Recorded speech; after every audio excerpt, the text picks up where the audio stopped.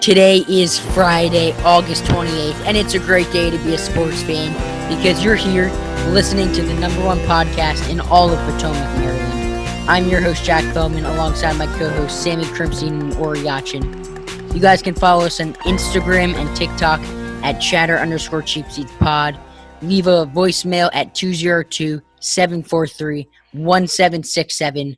Leave a 5-star review on Apple Podcast and subscribe to us on YouTube at Chatter from the Cheap Seats. Sammy, how you doing today? I'm doing all right, but I'm very sad because before the show, we heard the news, like 20 minutes before the show, that Chadwick Boseman, Black Panther, he was Jackie Robinson in 42. We heard that he died at the age of 43 from colon cancer, and it was really shocking, so young. Such a talent, and so I'm sad because of that. But otherwise, I'm doing pretty good. Our fall season ended, or our fall season's starting soon. But Chadwick Boseman is so sad that he passed so soon, so early. Yeah, I mean, I didn't even know he was that old. I thought he looked like 25. He looks great. And that old? Yeah. 42 is not old. I mean, or 43, I think he was. 43, yeah. And it's just sad because today, since we didn't get Jackie Robinson Day earlier, for MLB was the day where all of the players wore number 42 in his honor, and Chadwick Boseman played Jackie Robinson in that great movie, one of my favorite baseball films, 42. Yeah, great movie. It breaks your heart, really. It's sad. There's no other way to put it. Yeah, but on other news, I've been pretty good. We started our fall season. Me and Jack are on the same squad, so I was able to make our practice yesterday, which was really, really nice. Jack was making fun of me because I was wearing some black pants. But he was wearing black pants? He's like a softball player. They're graphite, by the way, not black. oh, I'm sorry. Charcoal? No, graphite. Graphite, okay. I was choosing between charcoal and graphite, and I was like, graphite. You think the graphite was the better look? Yes, it's more of a softer black, Yeah. I mean, we all know you're doing this to impress Coach Mike, but... Yes, sir. Look, literally, I love Coach Mike, but he always makes fun of how I dress, so I gotta look snazzy for him. But he wasn't even at the practice, so I gotta wear it. He did it all for nothing. But let's move on now to a little bit more of a serious topic. The NBA teams protesting and not playing, and then baseball and hockey coming out in support and doing the same thing. And I think it's a great look for the sports. I think the anthem protests, just normal protests, the problem with them, they're great and all, but the problem with them is you're not really taking away anything from the racists or the anti-Black Lives Matter people. I think that in order to gain their attention, you have to take something away. And I think that just normal protests can be easily ignored. But for basketball fans that don't believe in Black Lives Matter and stuff like that, you're taking away basketball. It forces them to pay attention to what your message truly is. Yeah, and I think it's a great way to go about this, and because like you said, it brings attention to the issue, and it, for people that haven't really been paying attention or have been ignoring it, it shines a light on it, and I think it's a great way. I think I have a ton of respect for all the players that are taking initiative to find ways to make change. And, these are NBA players, obviously, and in times like this, it's so important that they use the platform they're on to promote, things to help society. And I think that's what they're doing. It's very courageous and brave of the players to do that. I think it was a good move. Yeah, totally. Couldn't agree more. It sheds light on important issues it's a stronger message than just, kneeling in the national anthem, because it really affects the fans. And when the fans are affected, they'll care more, and they'll be, they're going to start getting more and more educated, which I think is a great thing. But baseball started up back again, as we know. I don't know exactly when basketball will be back. Have they announced that? It's Saturday. Tomorrow, yeah. Yeah, tomorrow. We're recording this on Friday. But and not all baseball teams decided to not play. Some teams decided to play. Some teams decided not to play. There were some teams players who decided to- just opted out. some players decided to not play. It wasn't as organized as basketball. Right. Basketball was very organized, and it was really, really cool to see. I think the reason basketball was the first sport to do it is because of the bubble, and they're less engaged with other people. So this was a great way to do it because they can't really join the protests. And basketball, what was so crazy about it is it was a playoff game. Right. know? Right. Well, yeah, and the first game that happened, it was the Milwaukee Bucks, which everything happening, the tragic story with Jacob Blake and the protests in Kenosha. It's in Wisconsin, obviously. Milwaukee's in Wisconsin, so the Bucks were the first professional sports team to really initiate that movement, or I guess just kind of charged to make change. Right. But I thought that was really good and a powerful way to do it. Just not show up minutes before the game, minutes before warm-ups, and because like you guys are saying, it's a good way to bring attention to the issue, especially for people that were ignoring it maybe before. Yeah, 100%. So other sports news, we're going to do our hot and cold here. So I got some hot teams that I'm going to be talking about. One in specific, I think I'll start us off because I'm very, very excited. The 76ers, they got swept by the Celtics. Wait, Ori? What? We're not talking about like the 67ers. We're talking about the 76ers, right? Like Yes, sir. the team You that heard just me got right. swept in 4 games out of the playoffs. You right? heard me. We're hot, and we're the hottest team in the NBA right now. And I'll tell you exactly why. We have made possibly the best offseason move of 2020 by firing Brett Brown, our head coach. And I'll tell you why. It might sound ridiculous, but let me tell you why, Jack, before you scream at me. Let me tell you why. When you have a talent such as Ben Simmons and Joel Embiid, you need to be able to mesh those players. And if meshed correctly, this team is a finals team. We are contending to win it all. I disagree with that. Okay, you can disagree, but just let me finish. We are contending every single year. And especially with an Eastern Conference that's not as strong as the West, I think we would easily contend. And Brett Brown just did not understand how to mesh those two players. Even when we added more and more talent, such as Tobias Harris and Josh Richardson, he still did not understand how to mesh these talents. And because of that, the 76ers sucked, all right? For the talent on that team, they sucked, right? This team should be way better. And the reason is Brett Brown. And because we fired him, we have improved our team so much. Some candidates for the 76ers, my number one and the only one I will highlight, Greg Popovich, baby. Leave the What? Wow. and come to the 76ers. This I is the disagree. life of a delusional 76ers fan. See, And I disagree. I don't think Popovich would be. I think it would be better to bring in.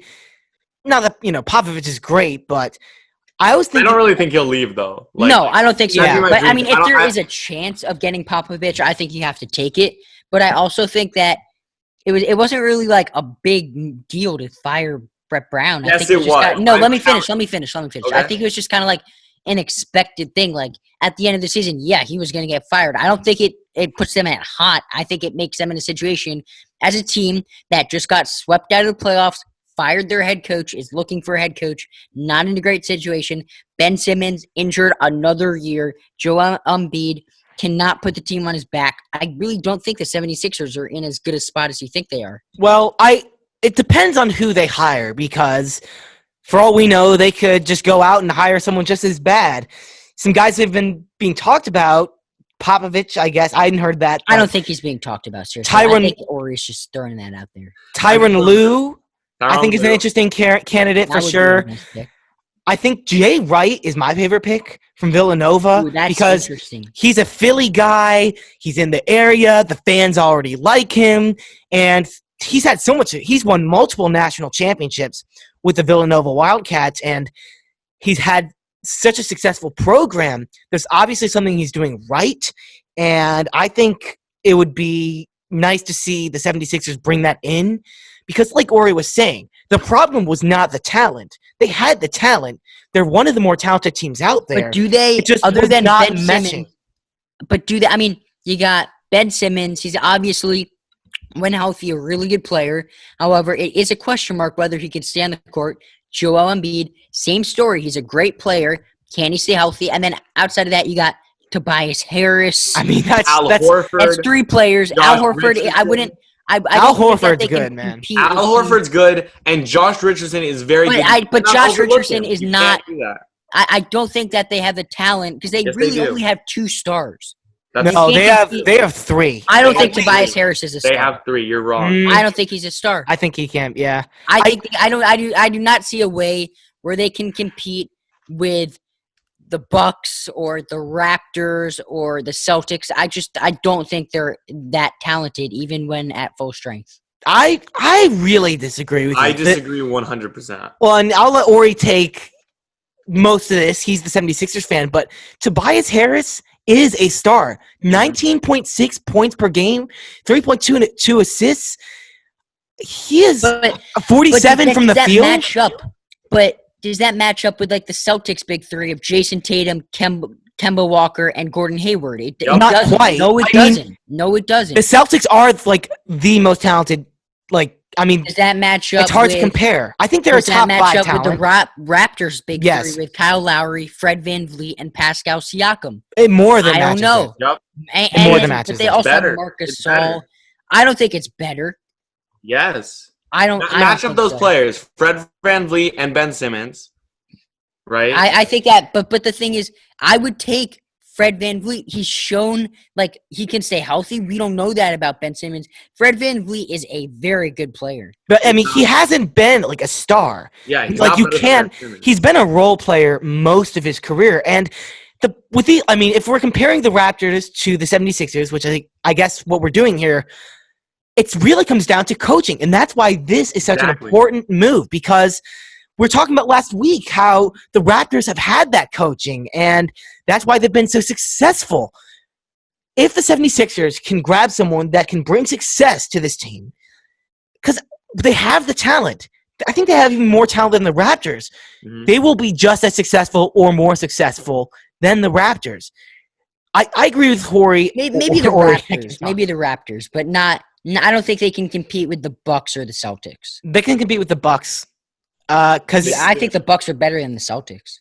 mm, I mean, Giannis is way better than. I mean, we're getting anyone kind on of the 76ers. sidetracked. Let's go back on. We're hot and cold right now. Yeah, I know we had a way lot of sidetracked. conflicting We're opinions. off the rails here, folks. But let's go back to hot here. Mine was the 76ers. Sammy, you want to get into yours? yeah, and I have a baseball player. I got Manny Machado, and he didn't get off to quite the start he wanted to, but this past week he has been raking 11 for 21. He did not strike out. He didn't walk either, which is interesting, but he had 5 home runs, a double, a triple. He is really hitting well, and he's kind of gone under the radar a little bit because Fernando Tatis has been the big man on the Padres. He's been the guy to watch, the exciting player for good reason. But Manny Machado is really doing well, getting hot, and this Padres team is in a good division, but they're a team that can make a playoff run because they have some serious talent with Machado, with Tatis, with Grish. I mean, they have a lot of guys that are really hitting it well up there. Now, Sammy, this just might be me, but I do remember a very smart, good-looking, handsome, funny guy on our podcast. I don't remember who it was. Very good-looking, though. And I think he said Manny Machado is going to have a good year. Do you guys recall who that might be? Was that you? I honestly don't That remember was me. And Ori went back at me, and Ori refused to believe me. And Ori, eat a bug. Eat a I bug. just don't remember this at all. Eat a bug. It happened. We can find the tape. We're going to go back to the tape. We're going to find it. Ori, I want an apology. I will not get it till I hear the pod. Okay, I will find that. Find Now, it. let's go on now to my hot pick. And my hot pick is a guy who is a top 3 player in the AL currently, the way he's playing, and that is Luke Voigt. Luke Voigt's been a beast, man. He's been a beast. He has a 300 batting average, 21 RBIs. He has a 371 on base percentage, 725 slugging percentage. He has a 1.096 OPS and a 193 OPS plus. I mean, Yeah. he has been an absolute beast. He is definitely in the conversation. Oh, yeah, I forgot. 11 home runs. And he is definitely in the conversation for the AL MVP right now. Yeah, Luke Voit. I don't The think that's Yankees unfair have to say.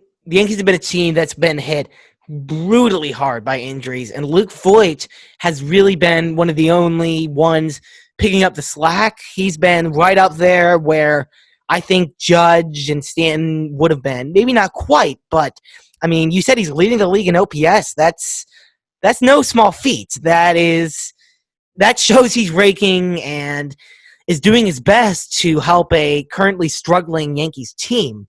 So we want to move on to Cold, Ori? Yes, let's do that. And we kind of segued in perfectly. You were talking about how the Yankees have been hit hard, and I'm saying it right now, and I'm going to stick by this statement. The Yankees suck, and I'll tell you why. Oh, all right? man. Ori, I'll tell you why. that is, you know why that's unfair to say, though? How come? Because the Yankees don't suck. The current team that the Yankees are putting out every day sucks. But when they get Aaron Judge back, when they get DJ LeMahieu back, when they get Giancarlo Stanton back, when they get James Paxton back, when they get Zach Britton back, would you say that?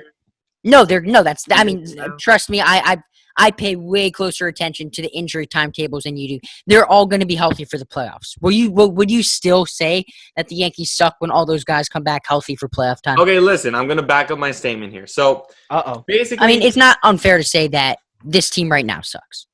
Okay, but listen. So, my problem with the Yankees is that, they acquire all these incredible players. They have an extremely talented roster when healthy, but guess what? They're never, ever healthy. And before you rebuttal, Jack, listen to this. I mean, they suffer injury after injury last season, this season, and they just can't get a break.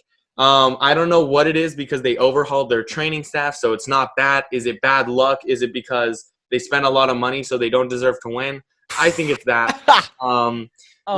I mean, I don't understand. I've debunked that myth 1,000 times. I'm not gonna dignify it with a response they're like again. top 3 in most paid teams. Yes, this season, but the years that they won their championships. I'm talking about this season. I'm talking about this season this right season. now. Yes, sir. So it doesn't. I mean, we're still one of the best teams in baseball. So Our best players outside of Garrett Cole and Aaron Judge, Gleyber Torres, Gary Sanchez. Giancarlo They're Stanton? all Do you know what his name homegrown. is? Giancarlo Stanton has not contributed anything. Really. What? Oh my. Okay. He has not contributed much. All to right, the whatever. team. Well, anyway, they've lost their last 7 games. They've lost 7 straight. This team keeps on getting injured. They keep on trying to fix it with money, but guess what, baby? Baseball rewards talent, not money. I love it. Yankees suck. Let's go. That's I mean, that Interesting is so take. wrong on so many levels because the Yankees are going to make the playoffs. And once the Yankees are in the playoffs, it doesn't matter what seed they're at because they are a top 2 talented team in baseball. And they're going to play like that when they're all healthy for the playoffs. Because guess what? They are going to be healthy for the playoffs. And they are a lock for the playoffs, unlike someone like the Orioles. But that paid let me move $25 on million now. for the whole squad. Just saying. Okay, buddy. Let me move on now to my cold pick. And it is the Pirates. We all know what the Pirates have been doing recently. They got no hit by Lucas Giolito, which we will touch on later. Today they lost 9-1 against the Milwaukee Brewers. They are 9-20, and we made our MLB prediction picks earlier this year, I guess. And all of us had the Pirates in last place. Now, some of the teams that we've had not doing so well have done really well. Not really well, but better than expected, like the Orioles or the Marlins. And then we've had the opposite, like maybe the Red Sox, and we'll touch on that later. But the one team that all 3 of us predicted to suck and actually does suck is the Pirates. The Pirates have not done a good job. They got no hit by Giolito, like I said earlier, and they really you got Cole Tucker, and that's really about it. Yeah, and not even Josh Bell, who had a great year last year, is not carrying his weight, and he was really that offense last year. It was him. He was the guy on that offense. Him and Marte, I guess, but he got shipped off to the team I'm going to be talking about. Nice little segue. I improvised, was not expecting to do that, but I got the D-backs for my cold, and they were a team that going into the season looked good. Like I said, they brought in Starling Marte. They have a really good, solid core with Peralta, Ketel Marte, who I actually picked to win the MVP. Maybe a little bit of a cold take, but they are struggling. They have plummeted to the bottom of their division of the NL West. They have lost 8 games straight, and they did lose a few of those to the A's, but a majority of those 8 games to the Giants and Rockies, 2 teams that have been kind of cold in themselves and are not good ball clubs.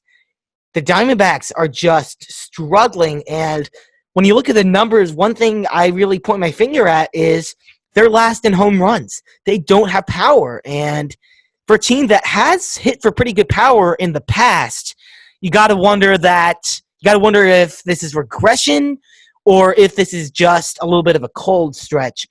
I am hoping it's a cold stretch because I do like the Diamondbacks. I like a lot of the guys on this team. I'm rooting for them, but it's been pretty ugly so far this season. Yeah, 100%. So, we've been talking about a few different baseball teams, and that kind of segues us into some baseball players, and I want to talk about one guy in specific, Lucas Giolito of the White Sox, threw the first no-hitter of 2020. Absolutely impeccable performance. I watched John Boy's breakdown of it. It was gorgeous. I also watched the game. So what you guys think? Did you see? I saw he was like totally locked in. Like they zoomed in on his face, and he was super locked in. Like I loved watching it. It was really funny over Twitter. They were saying this is the first ever no-hitter with no fans. And then some dude tweeted the Marlins did it a few years ago, which I thought was pretty funny. But what do you guys think about the no-hitter? Incredible? I think so. What about you? I gotta tell you that lost out scared me, man. Oh, yeah. Whew. Yep. Yeah, it almost ended right at the end, but Lucas Giolito is a guy I'm really high on. 6'6", big boy.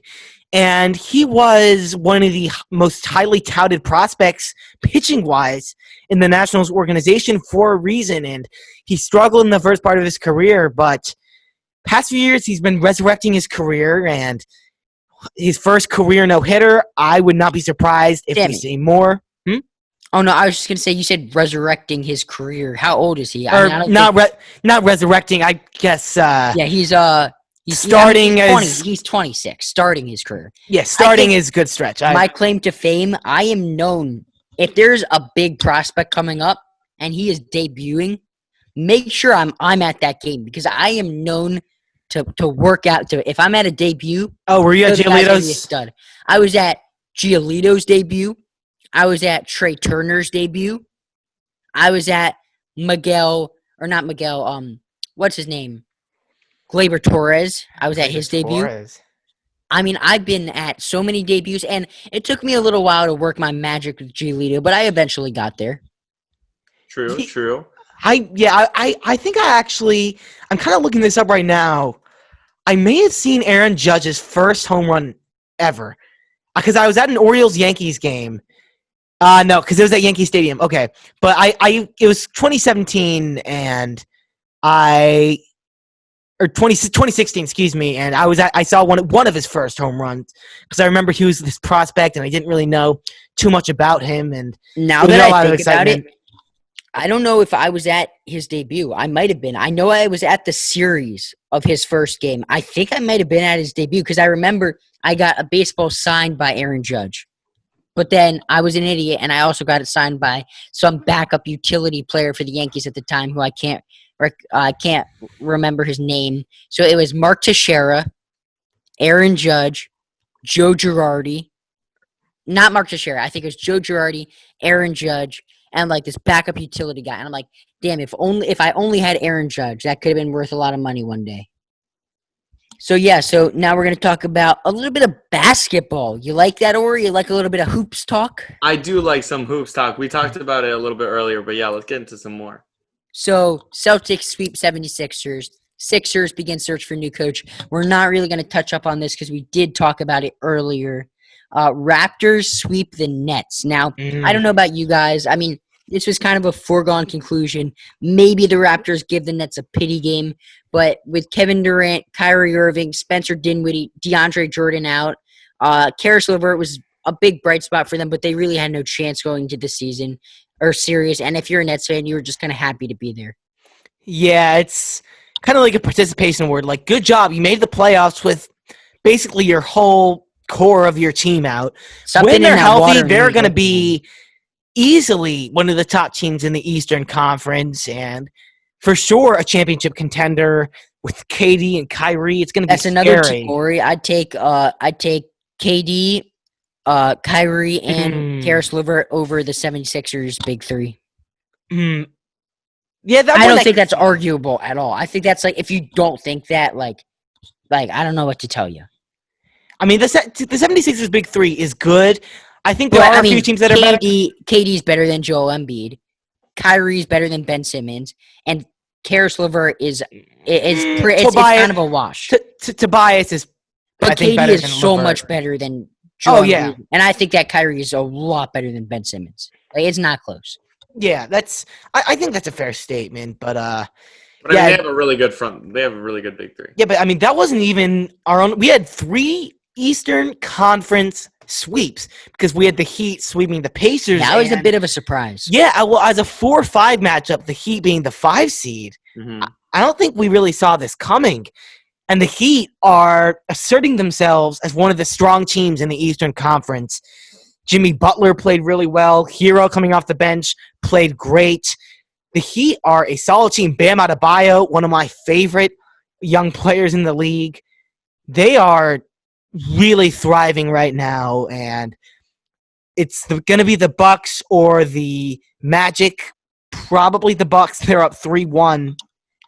And I think when the Bucks advance, if they advance, I think the Heat will absolutely give them a battle. I think the Heat will bring it to even 7 games, and I think they could even win that series. Really? In conference finals. Yeah.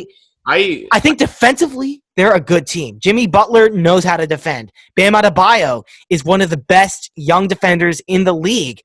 And it's too bad that Derek Jones is not playing for them right now because he is one of the best defenders. Yeah, I mean, I really, really like this Heat team. And, I was surprised when they handled the Pacers so well, obviously with the sweep. But it really showed that this team is really, really talented. And the 5 seed, don't let that fool you. This team can really go. And, I agree with you, Sammy. They can go up there and compete with the Bucks. I'll have to agree. I think they can win this series. Yeah, and excuse me, Derek Jones is not hurt. That was my mistake. I just want to correct myself. I messed up. If you guys want to yell at Sammy, you can do that on our Instagram and TikTok at @chatter_cheapseatspod. Maybe, leave a voicemail if you want to be part of our show at 202-743-1767. And comment under our YouTube videos at Chatter from the Cheap Seats. Subscribe, click that notification bell, stay in touch with us. And in other basketball news, before we move on, though, pretty big blow for the Mavericks, who are hanging in there with the Clippers. They're taking advantage of a very cold Paul George, who was not playing well at all at the beginning of the series. But now you got Kristaps Porzingis. He is hurt. And you got to think of the pressure it puts on Luka Doncic, who has already kept this team in the series and already put the Mavericks on his back. And now the only other kind of star he has in that lineup is gone. Do you think Luka really alone can pull this off? Because no one else on the Mavericks has really been making too much of an impact offensively. Yes, he can do it. If anyone can do it, it's Luka. Luka, baby. My hot take we talked about this a few podcasts ago. We all had hot takes. I said the Mavs could go to the finals. They will go to the finals. And it's going to be really tough. Was that really your hot take? Yes, sir. And wow. and I said, if they have to play the Clippers, then it's going to be really tough. But I think if they beat this Clippers, this Clippers team, and if they win this series, they're going to get it. And losing Kristaps Porzingis is massive. As you said, Sammy, it's going to put a lot more pressure on Luka.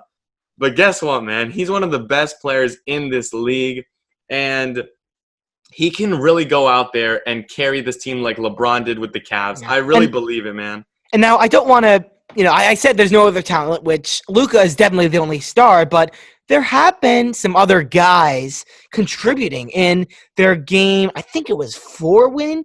You got Trey Burke dropping 25, Tim Hardaway Jr.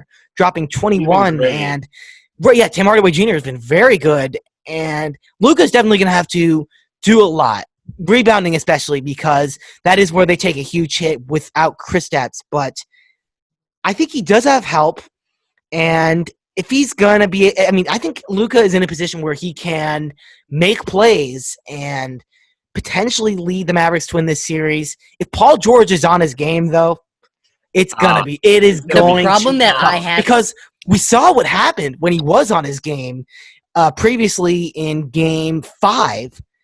They got blown out, 154 points the Clippers scored. That's what that team can do to you. That's how talented they are. And if Paul George is playing the way he did, it is going to be very hard for the Mavericks to win this series. But if they take advantage of some mistakes that the Clippers may make, that's where they give themselves a chance. The problem that I have with it is this. Kristaps Porzingis is a legitimate number two player on the offensive side of the ball. Tim Hardaway Jr., while he has been playing very good recently, is not able – maybe for a couple of games he can be a number 2. But if I'm Doc Rivers right now and I have to game plan against the Mavericks, this is what I'm going to do. You have Kawhi Leonard, one of the best defenders in the – you have Paul George, who Paul George is also a very good defender, also one of the best defenders in the NBA. You put Kawhi on Luka Doncic, and you have Paul George help, because Paul George woes on the offensive side of the ball. He's still a great defender.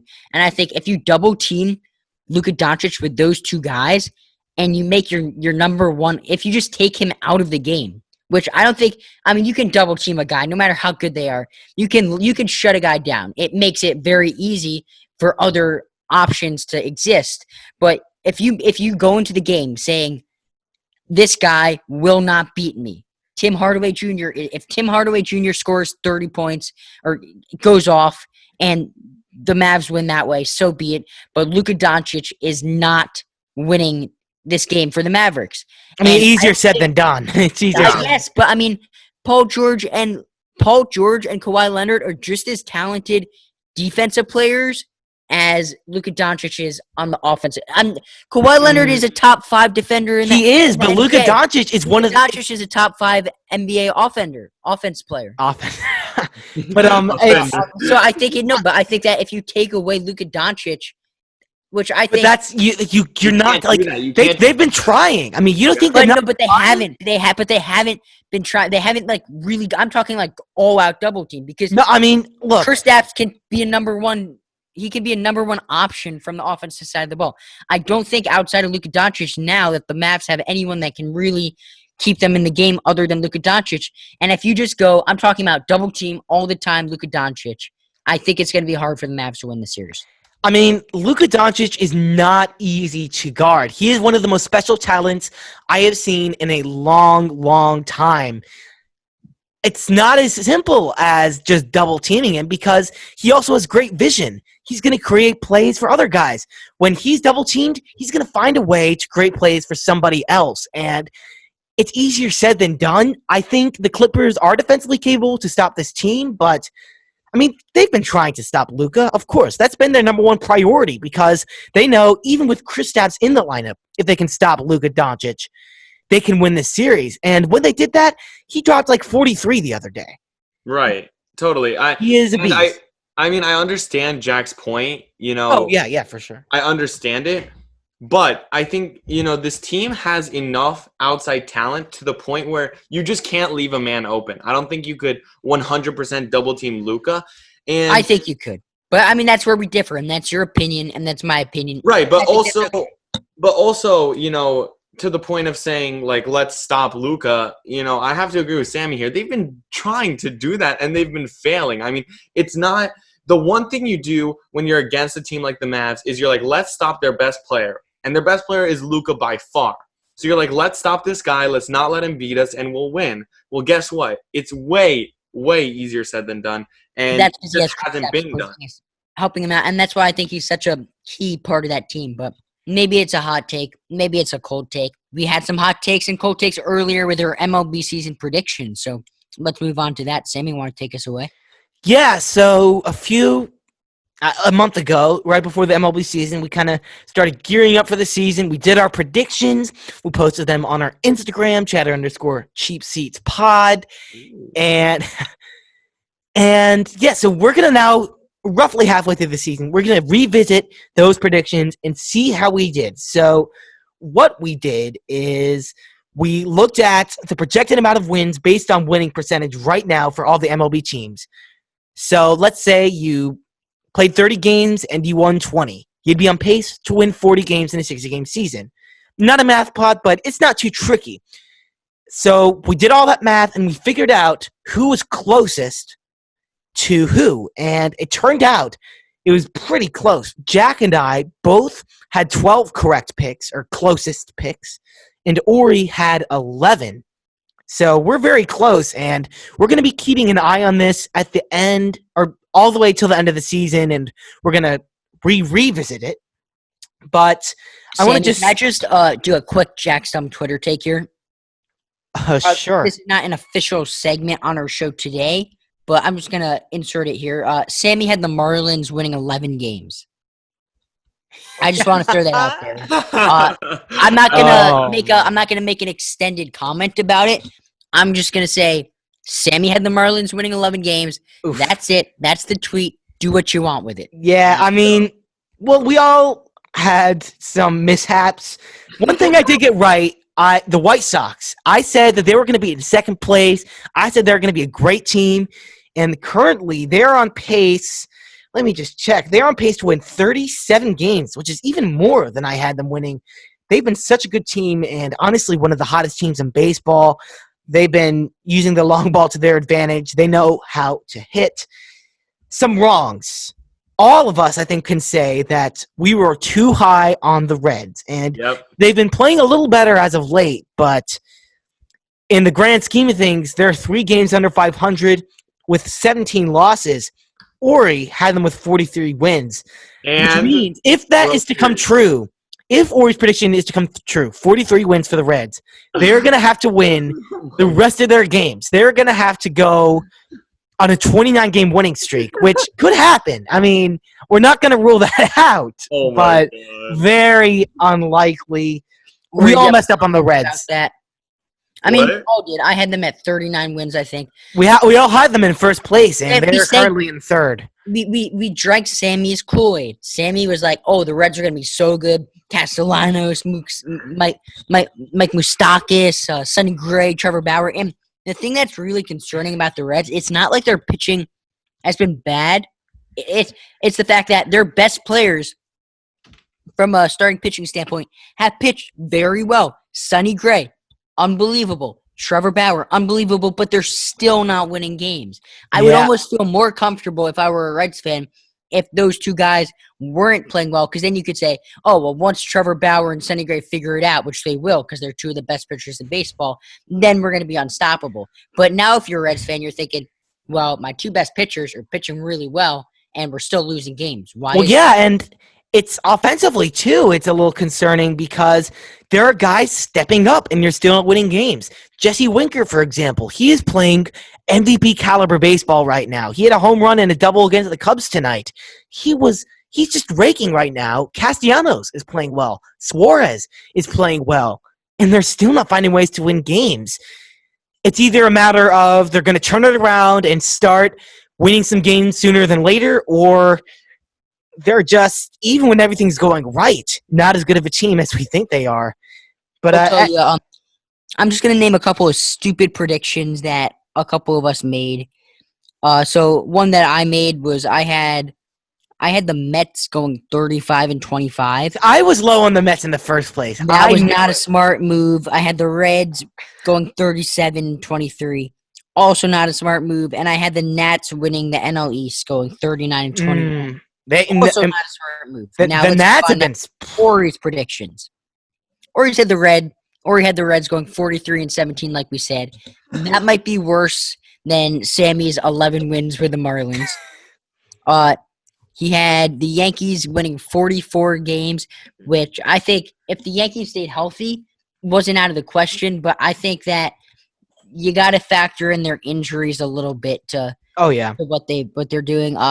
He had the A's winning 39 games, 39-21, which Pretty I good. think hit the nail on the head on that one, man. That is smart. And then I'm just cruising around. Can we talk about the Dodgers real quick? You guys were screaming at me for giving them 45 wins, and guess what? They're on pace for 44. Sammy says it's unsustainable, but I don't care. Yeah, I'm not sure. I don't know how sustainable that is, but let's move on now to some football talk. Sammy, you like throwing around the old pigskin once in a while, don't you? Oh, for sure. I've always wanted to play football, but just because of concussions and stuff, I never got involved. But I was a pretty mean flag football player back in the day. I was okay. No, I'll tell you a funny story here about flag football. I subbed for our friend Eli's game. I subbed in as a game, or I came in as a sub, word pod, and I get the game-winning interception. Whoa. Game-winning interception, and we were playing a team that was older than us. I knew a kid on their team. He was one of my really good friends, family friend. They call him Jamal Adams for a reason. I dropped a pass earlier in the game. I was like, I have to redeem myself. I am not known for my hands, and the ball is right at me, like right at me. I'm like thinking in my head, oh my God, don't drop this. Hits my hands, right? Bounces off my hands. I catch it low, I catch it low in the basket. I am ecstatic. I run it back, and it was a great moment. But I'll start off. Do you guys want to start off? Ori, pick your poison, AFC West or NFC West to start off? Yeah, we're going to be doing our predictions. Possibly the best division in football, NFC West. So I think that we all are going to have the same team in fourth place in the NL West, and that is the Los Angeles Rams. Now, the Rams are a team that it wasn't that long ago that they were in the Super Bowl, They were a team that was really good. They got Todd Gurley. 2 years ago, man. Donald. Yeah, I think so. And now Todd Gurley has left them, but I think I have them at 4 wins. I had them going 4-12. Math pod for ya feed. I'm not high on Jared Goff. I think that he kind of had that fluky year. That was it. I think Cam Akers, if he wins the starting job, he can really do some damage. I think he's a good running back. Defensive side of the ball, Jalen Ramsey, Aaron Donald. I don't know what you're going to get out of Jalen Ramsey. He might sit out a couple games in that contract dispute. We'll see. But I am not high on the Rams. Yeah, neither am I. And defensively, they're not horrible. They used to be one of the best in football. Not there anymore. Aaron Donald is still always going to be right in the mix for Defensive Player of the Year. But besides that, you got Jalen Ramsey, and there's not too much going on. It's offensively, you lose Todd Gurley, who was really kind of struggling anyway and battling injuries. Jared Goff, I don't think is good. A huge bust. No weapons. The O-line is horrible. I mean, I don't think it's fair to say they have no weapons. I think Cooper Kupp is good. Okay. Tyler Higbee, Robert Woods. Robert Woods worries me a little bit. Higbee, I wouldn't call quite a weapon. That's fair. Ow, I hit my finger. Or you want anything to say about the Rams? Yeah, I mean, you guys broke it down pretty good. Sammy, you had them with how many wins again? I had them with 4 wins as well. 4 wins, yeah, me too. So we all have them at 4 dubs here. Or wait, what's it called? Triplets. Is there a triplitsies? Does that make sense? No, just stop. We're a word pod, but you are blanking. All right, so now for our third place team, a team I am very, very high on for this season, the Arizona Cardinals. Ooh. That's who I have in third place, and I have them winning 9 games here. I think with Kyler Murray, he's going to be better than he was in his rookie year, and he was really good in his rookie season. So I feel like he's going to break out, be one of the top guys in the league after this season. Reminds me a lot of like Deshaun Watson-esque. I think he'll be just as good throughout his career. And obviously they acquired DeAndre Hopkins in a trade that is one of the most lopsided in history. Really, I mean, ridiculous how they got him. Texans, man. Yeah, I can't imagine being a Texans fan right now. That just sucks. Seriously, it really, really does. I'd rather be a Texans fan than a Giant fan, I'll tell you that much.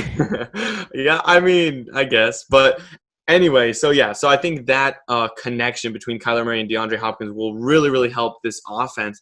And this offense is looking really good now because they have Christian Kirk and Larry Fitzgerald, as well as they acquired Max Williams. So that, they're going to be really good through the air, which I think is going to be the focus of this Arizona Cardinals offense. And then on the defensive side, I'm just going to mention Budda Baker and Isaiah Simmons.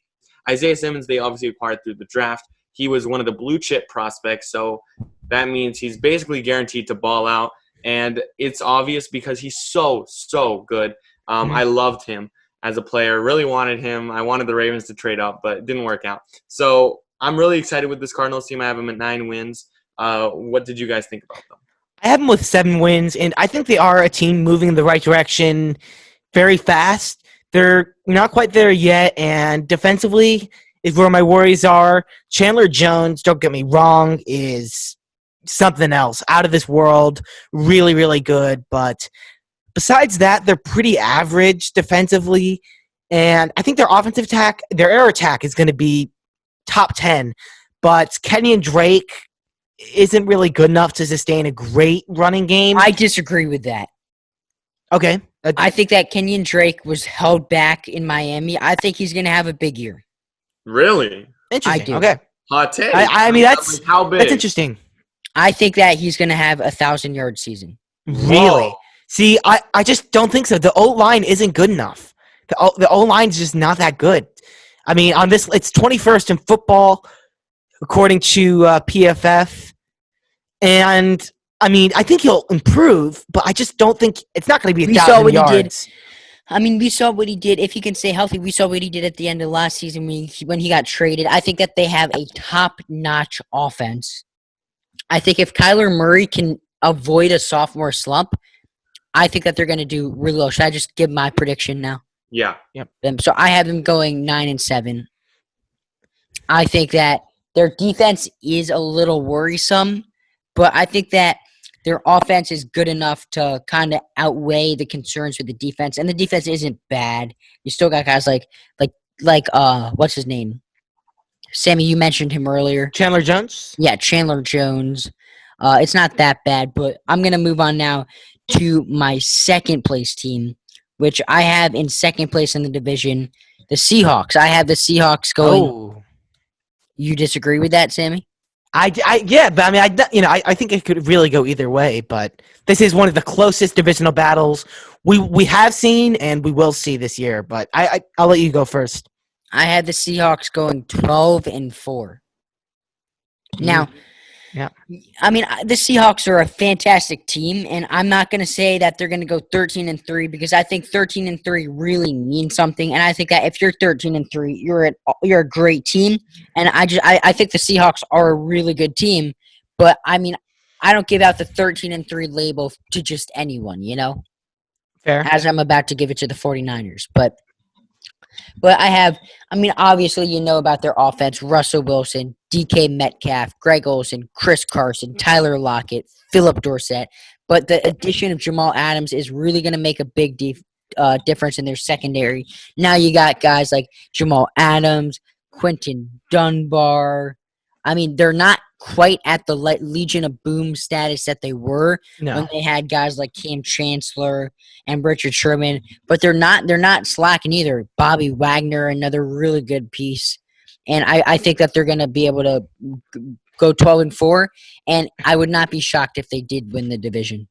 Yeah, both really good teams when you're talking about the 49ers and the Seahawks. And at the end of the day, I have both these I have the 49ers with 11 wins. I have the Seahawks with 12.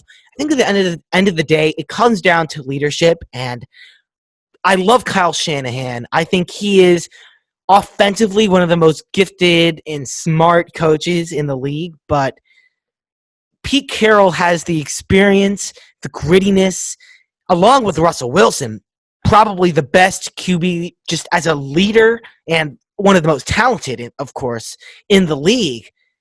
The leadership for the Seahawks stands out to me more than it does on the 49ers. I like Garoppolo, I like Shanahan, but in terms of leaders, they're just nowhere close to where the Seahawks are, because these are teams that in talent, I think are pretty similar teams.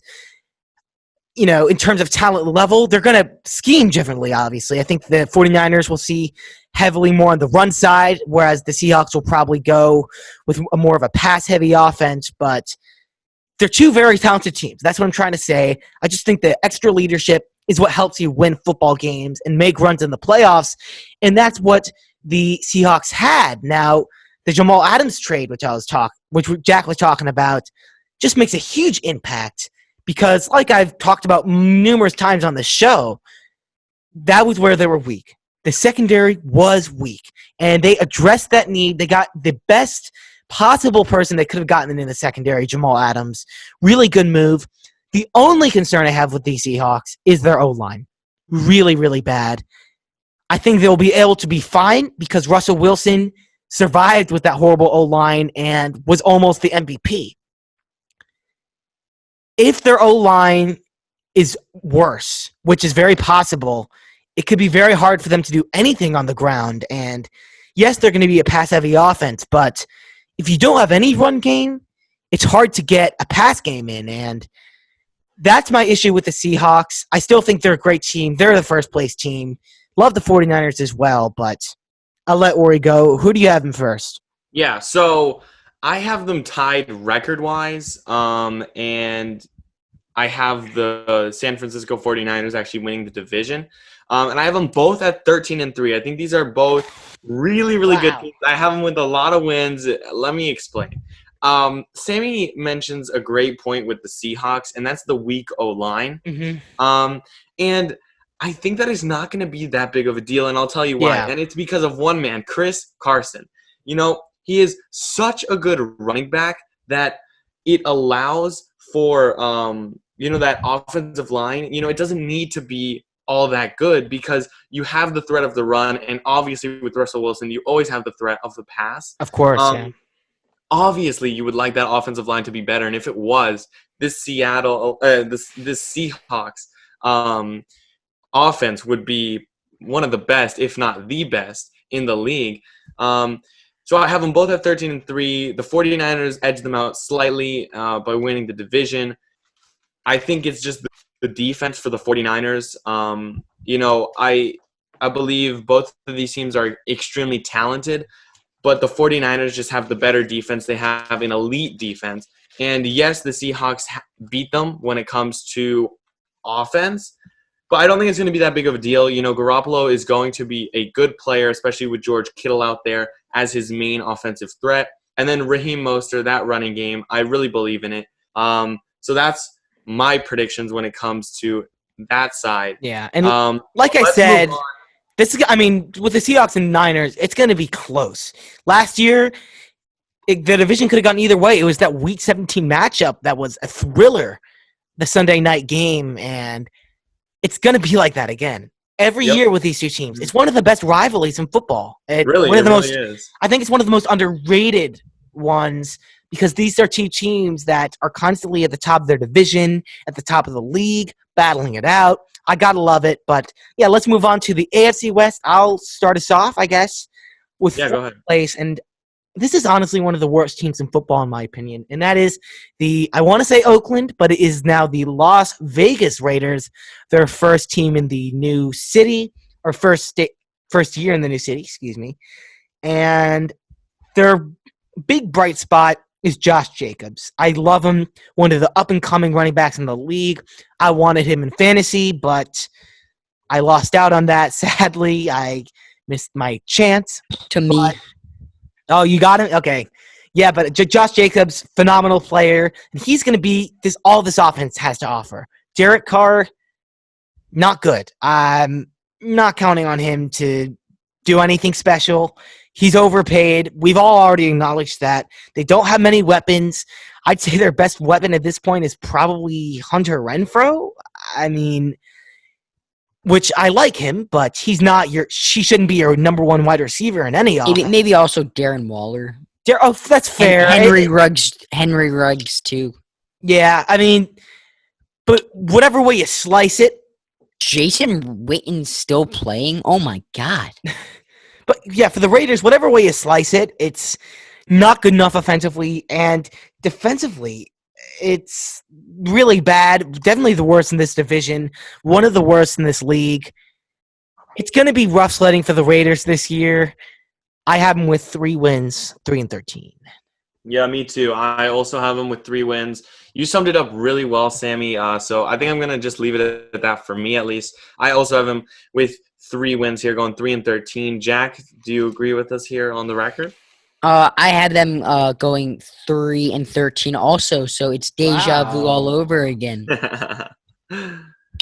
So let's move on to our third place team here, who I think we'll agree with, but I'm interested to see your guys' record. What did you guys think of the LA Chargers? Jack, you want to go?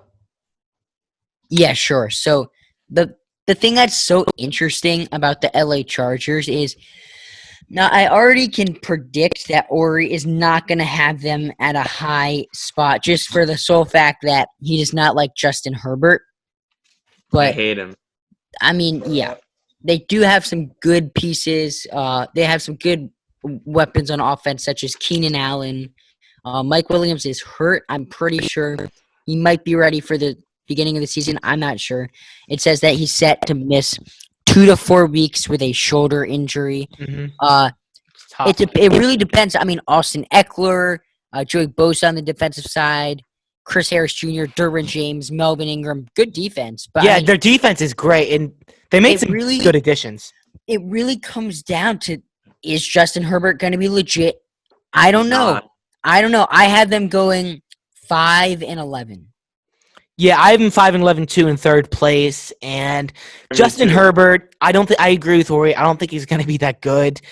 I think he's going to be a bust. And when it comes to this defense, I really do like it. Like, they added Linval Joseph from Minnesota.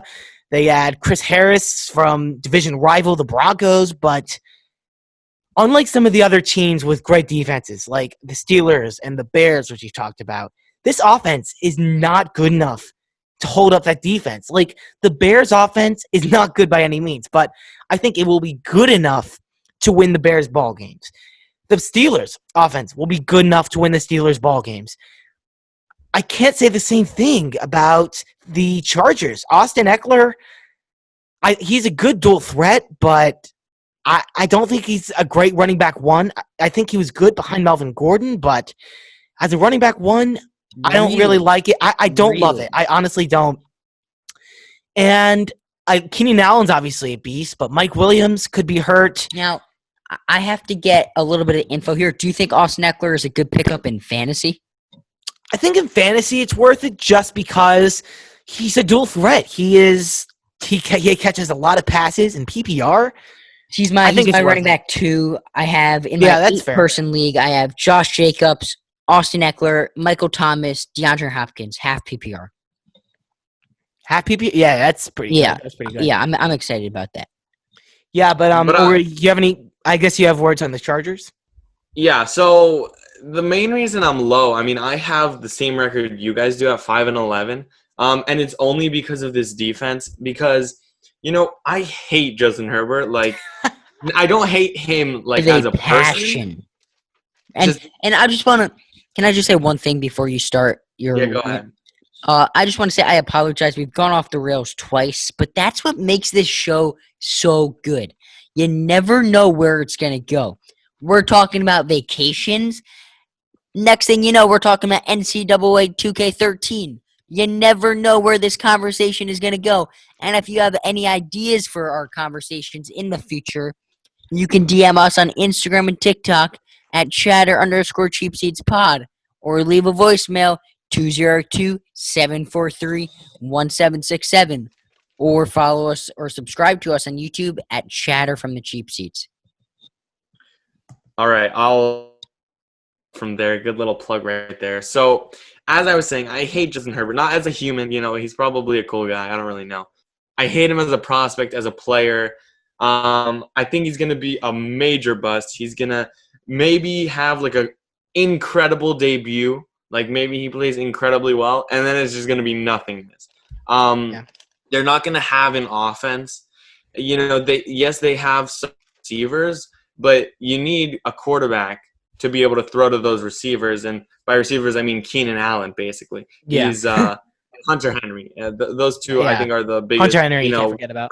Receiving threats. But you need a good quarterback, and they just don't have one. Tyrod Taylor's probably going to be the starter. He's probably going to play most of the season. So I just don't believe in this offense at all. And, as Sammy said, Austin Eckler is a good running back, but can he hold down an offense like Christian McCaffrey? The running back one spot. That's my issue. He's a great guy to have as your second string, top tier, but he just doesn't work as your first option.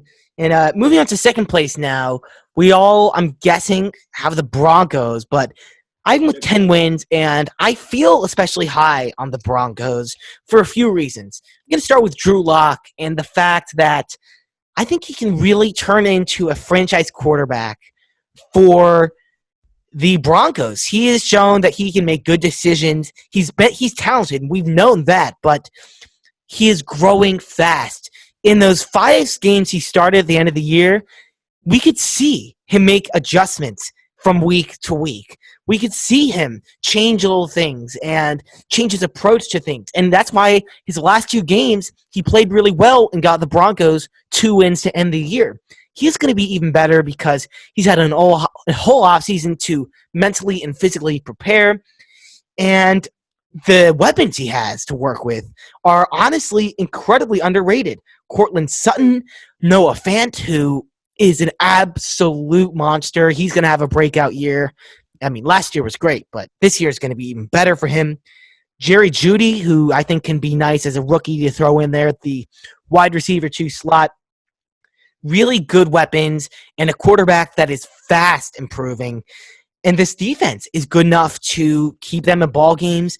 Honestly, I could make the argument that they're top 10 because you got Von Miller, who had a little bit of a down year, but I'm counting on to be good again. Bradley Chubb, Bryce Callahan, Kareem Jackson, and Alexander Johnson, who led the league in linebacker run grade, but I can name drop all I want. At the end of the day, defensively, it comes down to Vic Fangio, one of the best defensive coordinators in the league, former D coordinator of that great Bears team, and he knows how to scheme, and even if he doesn't have that talent, he's going to find ways to get things done, and he does have incredible talent defensively. The Broncos, 10 wins, they're a good team, they're a playoff team, and they're a team that could make a run maybe not yet, but they're heading in the right direction for sure.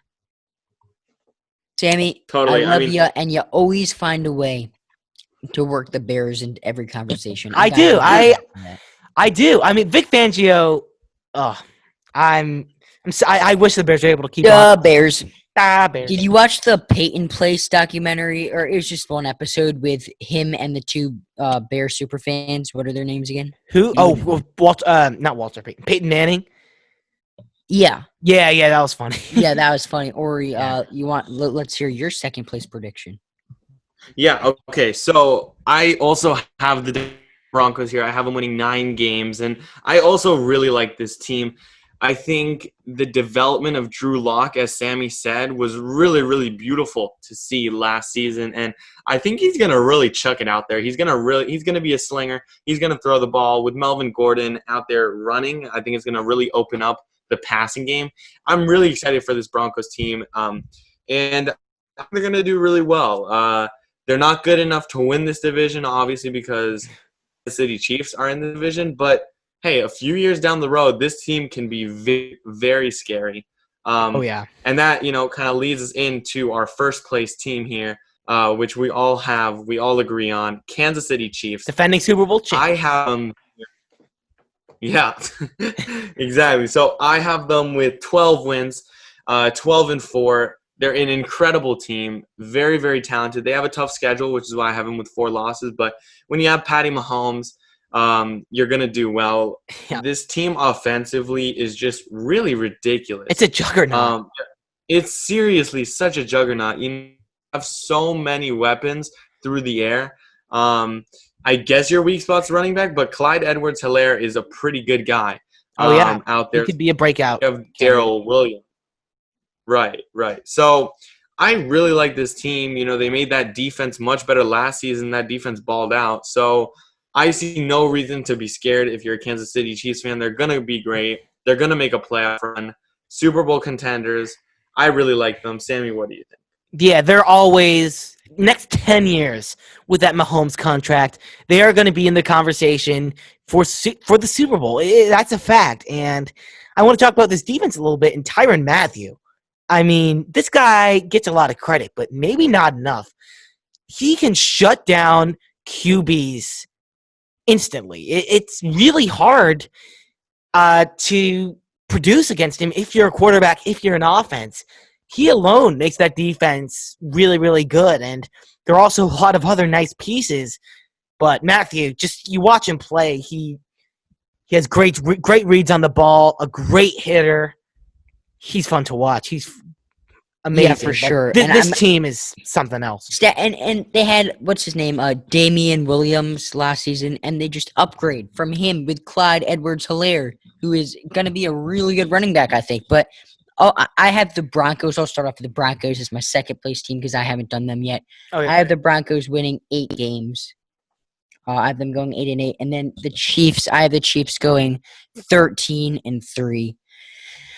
I think the Chiefs, I mean, count out Patty Mahomes. I mean, you know, I used to say never count out Bill. I still say never count out Bill, but now I'm going to start saying never count out Patty Mahomes. Oh, for sure. I mean, Patty Ice, baby. I mean, they have him locked up for a long time. The Chiefs are going to be a scary force. I would not like to be in the AFC West for the next 10 years. I'll tell you that right now. Yeah, for sure. 100%. But that kind of wraps up our division predictions. We did divisions today because we're switching, obviously, to one podcast a week. But that almost wraps us up. We got a few more things to talk about. Jack, you want to hit the Mets controversy? Yeah, so we're not going to spend too much time on this, but basically, Bertie Van Wagenen, the Mets general manager, had a conversation with 2 other unnamed people in the Mets organization. And, you know, being the smart people that they do, they decided to have the conversation in the press room. And actually, MLB, just the website was live streaming the press conference. And this was a couple hours after the press conference ended, but they were still live streaming it, and there was one camera still turned on. And basically what happened is that's not good. No, yeah. So basically Bertie Van Wagenen just trashed Rob Manfred, and it later came out that it wasn't even Rob Manfred's idea. It was actually Jeff Wilpon, the Mets owner's idea, which is very interesting. But Rob Manfred was not happy, and it was just a whole big thing. And I have a little bit of a conspiracy theory about this. I think that Bertie Van Wagenen did it on purpose. Why? I don't think that, because he's defending the players in one, and I think that he knows that he's going to be fired after the season is over. Because the Mets are going to get new. They're going to get a new management. Steve Cohen is actually going. It looks like he's going to be the one that's going to come out with a team, which is great news if you're a Mets fan. But I think that he knows he's going to have to go back to being an agent, and this is kind of like his player interview. He's showing the players, hey, I'm on your side. Right.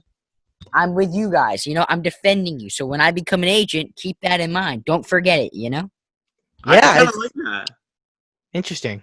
That's thank you. Good conspiracy theory. But let's go to our last kind of topic here. Earl Thomas got released from my Ravens. Mm-hmm. He had altercations with Chuck Clark, and it seemed like the whole locker room just did not like him. He was not a great leader. It's good that we got rid of him. You know, I'm thinking about it. Our secondary is already loaded. We're going to get some money. people are thinking we might get Clowney now, which would be awesome. That would be great.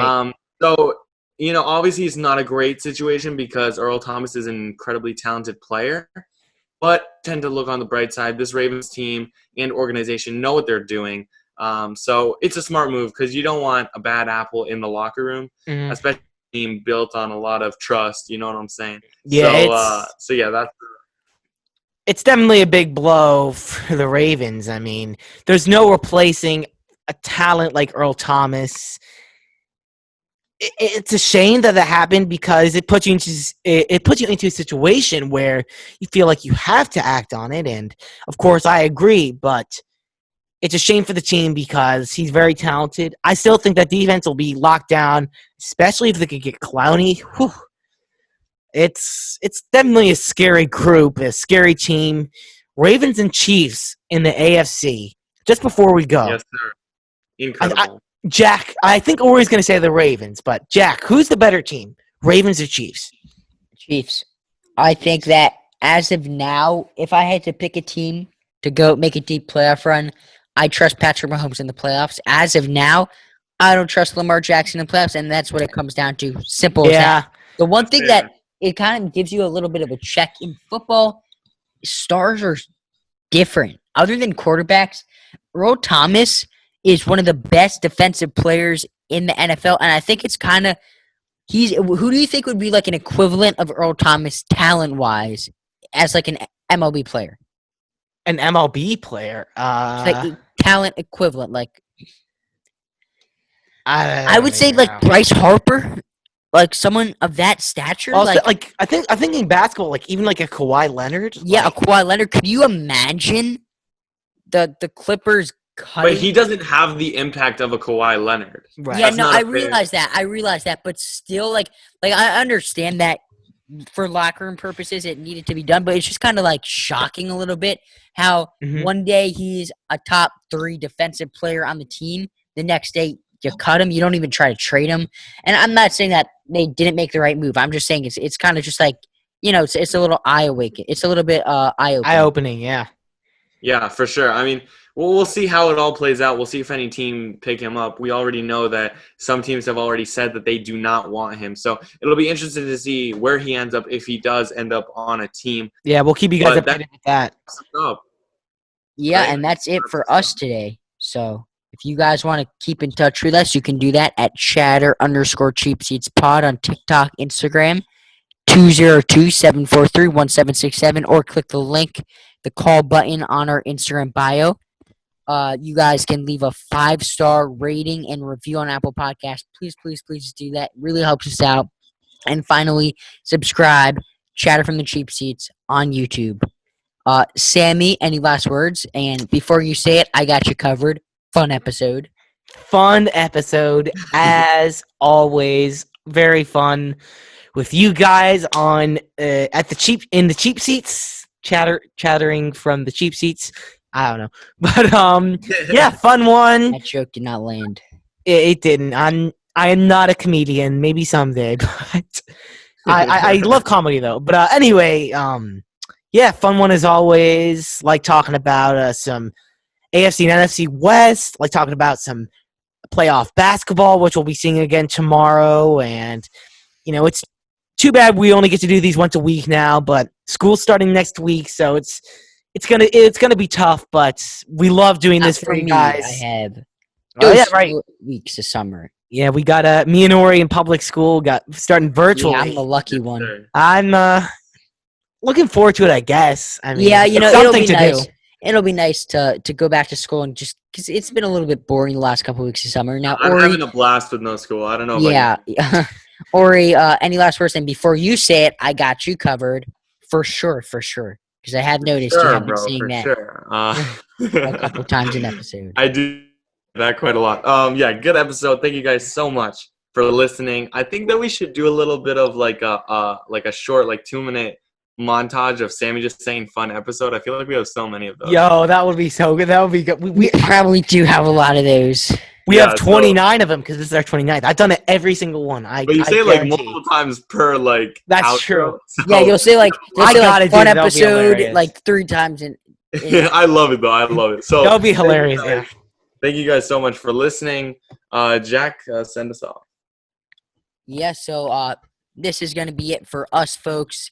Like I said, 5-star rating review, Shatter_Cheap Seats podcast, Instagram, TikTok, Shatter from the Cheap Seats, YouTube, 202-743-17767 voicemail number, and RIP to Chadwick Boseman, one of the greatest man. to ever do it. I mean, 42, fantastic movie. Black Panther, fantastic movie. Great person, great spirit. Also played James Brown and Thurgood Marshall. This guy, Yeah. I mean, he played some of the most iconic historical figures and characters. He was only just getting started, and that's what's so sad. It's heartbreaking. But anyway, Here. yeah, in the words of Ori, for sure. In the words of Sammy, fun episode. See you guys next time on Shatter from the Cheap Seats. Ori, take us out. Bye. Bye.